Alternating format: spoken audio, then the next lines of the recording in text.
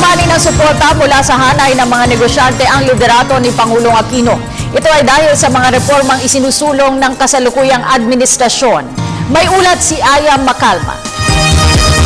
Positibo ang pagtanggap ng mga business sector sa administration, gayong 3 taon pa lang sa posisyon ng Pangulo. Ito ay dahil sa patuloy na paglago ng ekonomiya sa ating bansa. Sa ginanap na Economic Forum sa Maynila, isa-isang nireport sa kanilang mga boss ang mga nagawa ng iba't ibang ahensya para sa bayan, gayon din ang mga plano para sa taong kasalukuyan.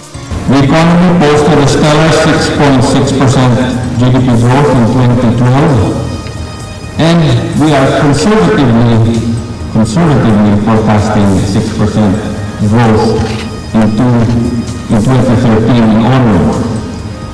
Inflation has been kept at a minimum of a little over 3%, far below historical averages.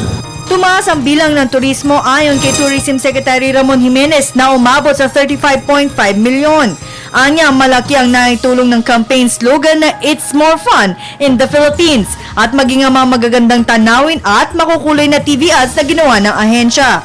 Isa sa mga kinomendahan sa Open Forum ay ang Department of Public Works and Highways o DPWH na mas gumanda ang mga kalsada ngayon kumpara sa nakalipas na administrasyon. First, we've done a very good job with our highways, roads in the last maybe 13 years. I'd like to congratulate you.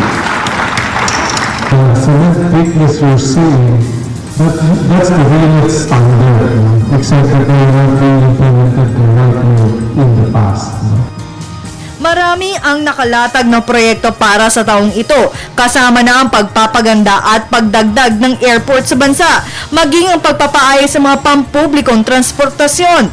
Para kay Secretary Proceso Alcala, may sapat na supply ng bigas para sa buong taon kahit na patuloy ang pag-export ng bigas at mais sa ibang bansa. Para sa Justice Department naman, patuloy nilang isusulong ang good governance at pagpapabilis ng hustisya sa bansa sa pakikipagkoordinasyon sa Supreme Court at DILG. Ayon naman kay Budget Secretary Florencio Abad, patuloy nilang pupunan ang mga pangangailangan ng bawat Pilipino sa patuloy na reformang ginagawa. Mahalaan, anya, isang patunay ay ang Bangsamoro Framework na nilagdaan kamakailan. Substantial benefits for people, especially the poor.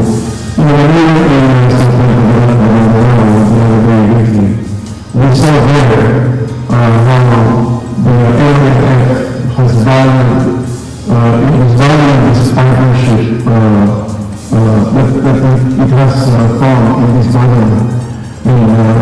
Chairman Moran has said that we trust this government. And we think that this is the opportunity, not just for Muslim people, but for Mindanao itself. Para sa Telebisyon ng Bayan, Aya Macalma.